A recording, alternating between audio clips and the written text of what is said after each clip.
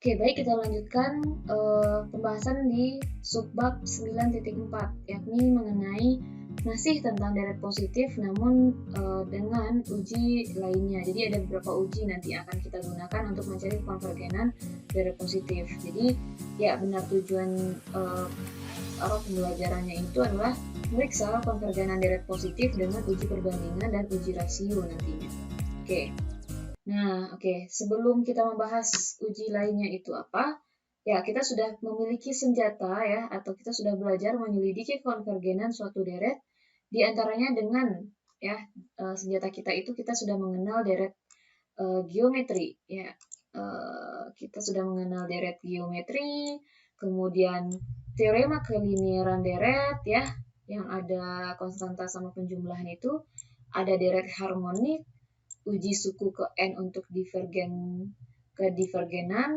kemudian deret kolaps, kemudian ada uji integral ya, kemudian kita juga sempat menyinggung uji deret P ya, uji deret P. Nah, jadi kesemuanya ini nanti juga akan membantu kita ya dalam pengerjaan dalam pemeriksaan konvergenan pada subbab kali ini. Nah, namun gitu ya, dengan semua yang sudah kita pelajari ini, kita masih bingung nih, kalau kita diberikan deretnya seperti ini gimana? Coba ya dilihat contoh yang ini. Sigma dari 1 per 1 ditambah N plus pangkat 4. Nah, kalau deretnya seperti ini bagaimana? Atau deretnya seperti ini nih, 2 pangkat N per N faktorial. Nah, untuk menyelesaikan ini nanti kita butuh beberapa tools lagi atau senjata lagi ya. Di antaranya ya, pertama ada uji banding biasa ya, kemudian ada uji banding limit, lalu ada uji rasio. Nah, jadi ada 3 uji yang akan kita bahas hari ini. Oke, baik, kita mulai dengan uji biasa dulu. Nah, untuk uji biasa ini bisa dilihat ya, kita melakukan perbandingan, uji banding biasa maksud saya. Nah, kita di sini melakukan perbandingan dua buah deret, ada deret AN dan deret BN. Nah, deret ini syaratnya harus positif dulu ya, karena kita bicara di area deret positif sekarang. Nah, kalau misalnya dua buah deret ini bisa dibandingkan ya, keduanya, maka untuk N yang lebih besar dari K, ya K-nya ini bilangan asli, ya kita bisa lihat di sini ya urutannya. Kalau misalnya AN-nya itu lebih ya seperti inilah. Nah, ini positif karena dia ini ya lebih besar dari 0. Ini. Kita mulai ke konvergenan mulai dari depan. Nah, kalau di depannya konvergen ya, yang paling besarnya konvergen, maka yang di belakangnya juga udah pasti konvergen. Gitu. Jadi yang lebih besarnya ini konvergen, maka si AN-nya ini juga pasti konvergen.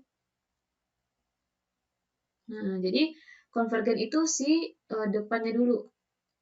Nah, maka di belakangnya juga konvergen. Nah, ini dituliskan gini nih ya. Jika BN konvergen, maka AN konvergen. Nah, kalau untuk divergen, kita mulai dari belakang. Nah, bisa dilihat ya. Kalau misalnya AN di sini itu sama BN. Nah, kita mulai dari sini. Kalau di sininya udah divergen ya, udah menyebar gitu ya. Yang besarnya udah pasti menyebar juga. Ini udah pasti divergen juga. Nah, gitu. Ya. Jadi anggaplah ini deret gitu ya. Nah, ini areanya AN, ini areanya BN.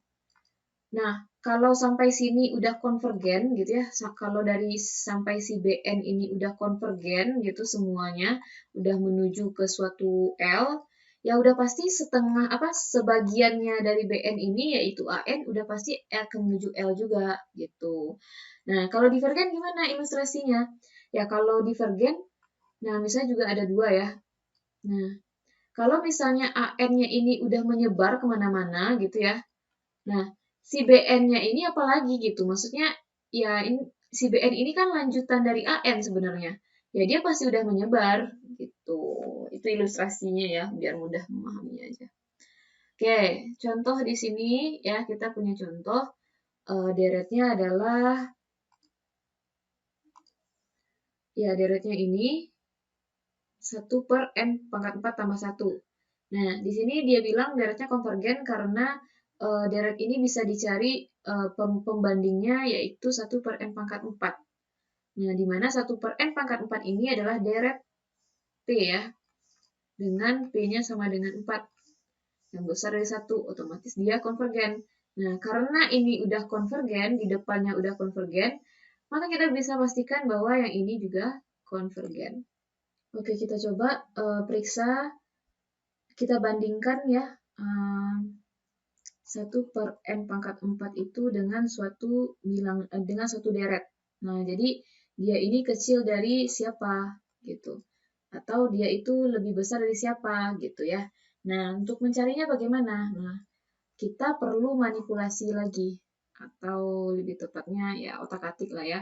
Kita punya n pangkat 4 itu lebih besar atau ya dia itu sama dengan dirinya sendiri kan ya. Nah, kalau n pangkat 4 itu kita tambah 1, ya dia pasti lebih besar ya daripada n pangkat 4. Nah, sedangkan kan kita butuhnya yang kecil ya. Kenapa? Ya kita mau mencari si deret yang di sini itu apa? Deret yang konvergen nih. Kenapa deret yang konvergen? Ya karena kalau di sini sudah pasti konvergen, ya kalau deret yang ini udah pasti konvergen, ya dia pasti konvergen, yang dia ini udah pasti konvergen, gitu ya.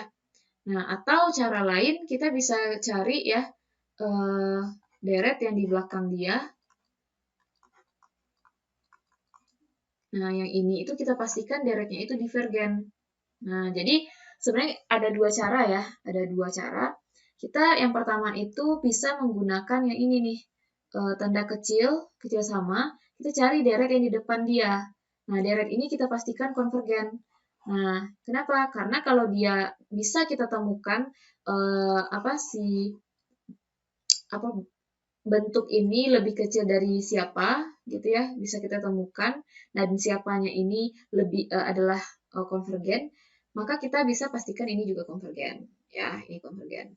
Nah, cara lain kita cari ya deret yang lebih kecil dari dia yang merupakan deret divergen gitu. Nah, kalau ada gitu ya deret yang kecil dari dia divergen, ya otomatis dia divergen juga gitu ya. Nah, di sini saya ingin mencoba mencari deret yang lebih besar dari dia, dan deret itu pastinya konvergen yang saya cari gitu, oke ya. Nah, sekarang dari sini kita lanjutkan, saya balik nih, n pangkat 4 tambah 1 kecil dari 1 per n pangkat 4 ya. Oke, saya sudah menemukan bentuk barisan atau ya barisan sih lebih tepatnya kita bilang ya, barisan yang lebih kecil dari dia, yaitu 1 per n pangkat 4. Nah, kita tahu bahwa 1 per n pangkat 4 ini adalah deret yang konvergen. Kenapa? Karena inilah deret P nih, dengan P sama dengan 4, di mana ini besar dari 1. Maka karena 1 per n pangkat 4 konvergen, maka berdasarkan uji banding biasa ya,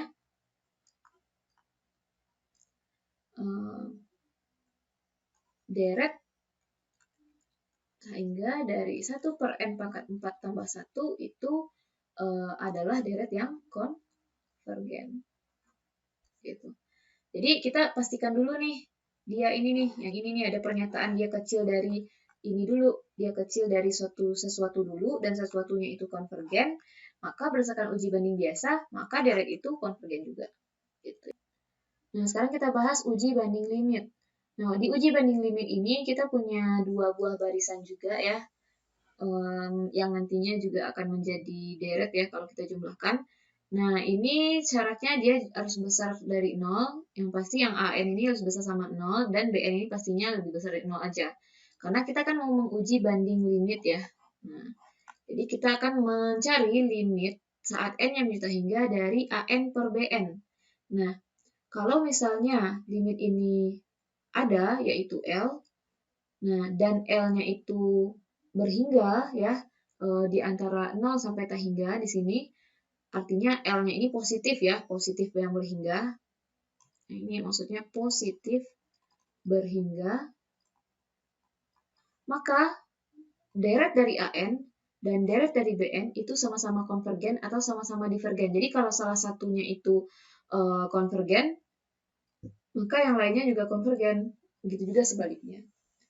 Nah, kalau misalnya L yang kita temukan ini sama dengan 0 dan BN-nya konvergen, ya, jadi yang syaratnya yang pertama itu adalah BN-nya konvergen, L-nya sama dengan 0, maka AN-nya konvergen. Nah, itu yang dijamin dari uji banding limit ini. Nah, untuk jelasnya mari kita bahas contoh ya.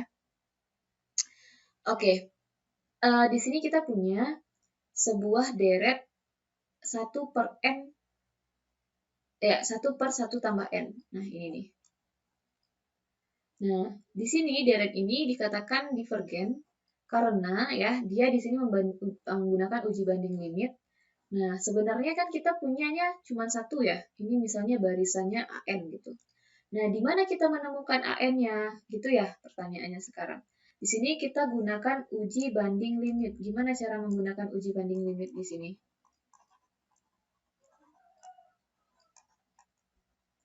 Nah, untuk menggunakan uji banding limit, kita baru punya AN-nya ya. Di sini kita kebetulan punya AN-nya. 1 per 1 ditambah N. Ya, ini udah pasti positif lah ya.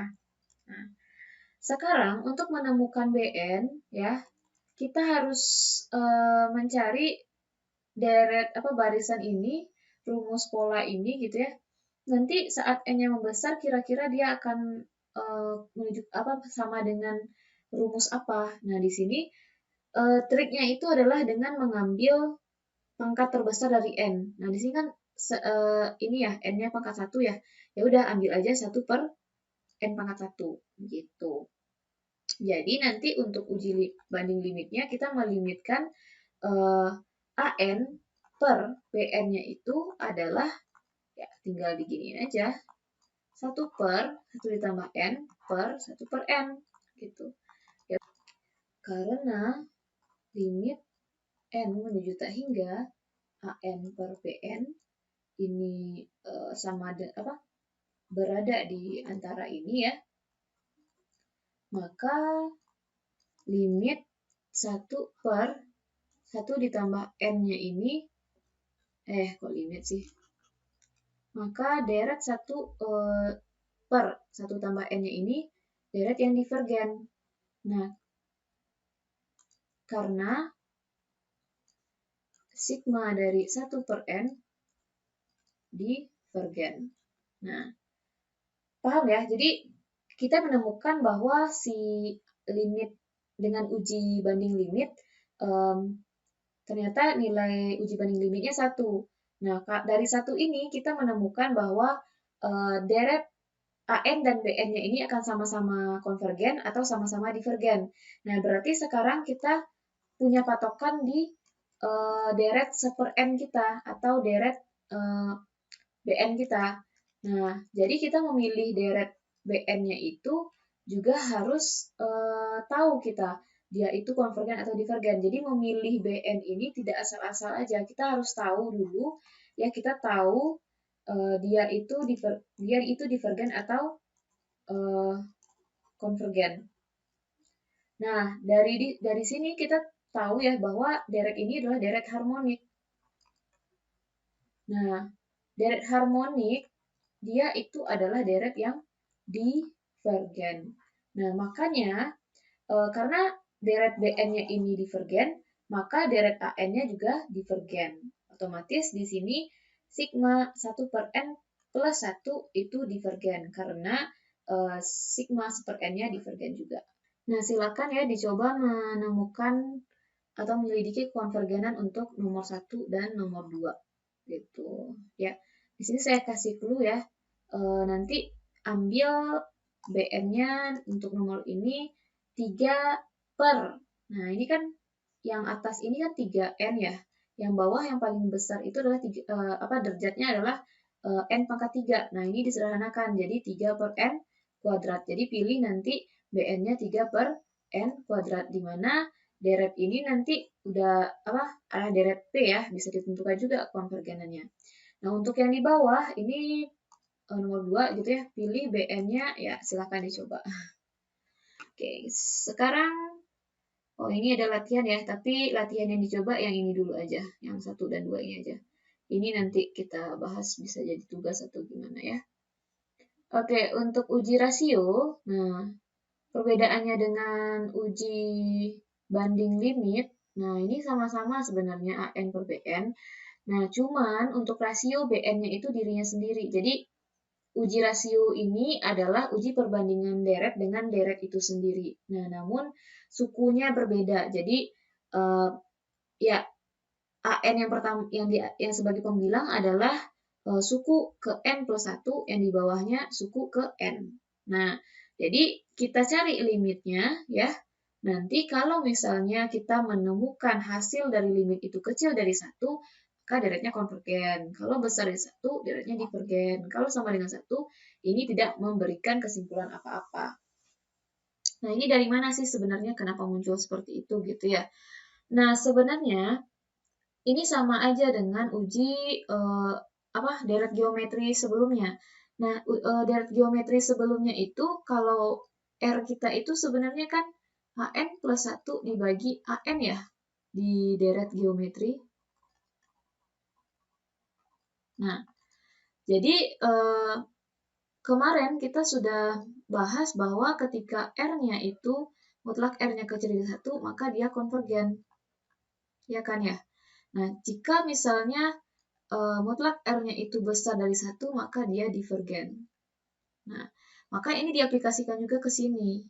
Nah, namun kita mencarinya itu menggunakan limit gitu. Limit dari rumus. Nah, kalau ini kan kebetulan rasionya di sini sudah berbentuk bilangan ya. Nah, di sini itu kita bukan spesifik deretnya ini geometri atau bukan geometri. Jadi kita nggak tahu nih deretnya ini geometri kah atau bukan geometri gitu ya. Nah, makanya kita perlu langsung aja uji rasionya. Kita cek rasionya dengan cara membagi rumus suku ke AN plus 1 dengan rumus suku ke AN. Nah, lalu kita limitkan saat N-nya menjuta hingga. Nah, hasil dari limitnya tersebut nanti kan udah berupa bilangan ya.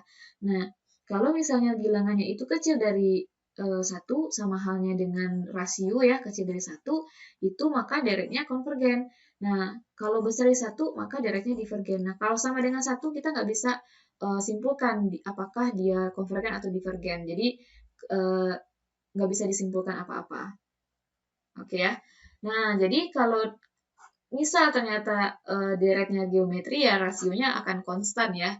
Jadi nanti kalau kita menemukan rasio konstannya itu kecil dari 1 ya dia akan masuk ke ketentuan ini juga. Boleh pakai ketentuan ini juga boleh. Oke, di sini ada sebuah contoh ya. Kita disuruh mencari konvergenan deret 2 pangkat N dibagi N faktorial. Nah, di sini kita pertama kali cari dulu rumus suku ke AN plus 1. Nah, kan kita mau cari dengan uji ini ya, rasio ya. Nah, dengan uji rasio, hal pertama yang kita cari adalah rumus AN plus 1. Nah, karena rumus AN-nya adalah 2 pangkat N per N faktorial, ya udah kalau N pangkat 1 diganti aja N ini dengan N plus 1. 2N plus 1 dibagi N plus 1 faktorial. Nah, sekarang cari yang untuk AN-nya. Ya udah, AN-nya udah ada ya. Nah, langkah selanjutnya, ya udah limitkan AN plus 1 dibagi AN. Nah, ya udah tulis aja ini dibagi ini. Nah, kebetulan di sini baginya gini ya, bukan per. Ya udah, langkah selanjutnya apa? Ya udah silakan dimodifikasi ya bentuk ini. Ya karena ini bagi, kalau mau ditulis ke dalam bentuk pecahan juga boleh. 2 pangkat N dibagi N faktorial ya, ini bisa dicoret ya. Sehingga ini tersisa 2. Ini juga bisa dicoret nih karena N plus 1 faktorial itu ya sama dengan ini ya 2, ya saya tulis ke bawah ya. 2 per N faktorial dikali N plus 1. Nah, di bawahnya kan udah jadi 1 N faktorial. Nah, ini juga bisa dicoret. Sehingga yang tersisa adalah ini 2 per N plus 1. Ternyata hasil limitnya itu sama dengan 0. Nah, tadi apa? Kalau misalnya kecil dari 1, maka deretnya konvergen. Ya udah, kita tinggal tuliskan menurut uji rasio, ternyata deret yang mau kita cari tersebut konvergen. Seperti itu. Ya, di sini ada beberapa latihan, silakan dicoba yang nomor 1 atau nomor 2 ya. Nomor 3 juga boleh, jadi pilih aja ya. Nanti yang kita bahas mungkin salah satunya aja. Oke, mungkin sampai di sini aja pertemuan kita mengenai deret positif. Jadi ada banyak ya sebenarnya tools-tools yang bisa kita gunakan untuk mencari kekonvergenan pada deret positif ini. Nah, salah banyak dari ujinya itu pertama ada uji integral, ya saya tuliskan aja ya. Uji integral, kemudian uji banding biasa, kemudian ada uji banding limit, kemudian terakhir ada uji rasio. Nah, dari kesemuanya ini kita butuh pengetahuan juga mengenai deret harmonik ya. Kemudian deret kolaps. Kemudian deret apa lagi tadi? Deret P ya, deret P. Dan ada juga tadi deret apa tadi? Saya lupa. Deret kolaps, deret harmonik, apa lagi ya? Ya, deret geometri. Ya, deret geometri.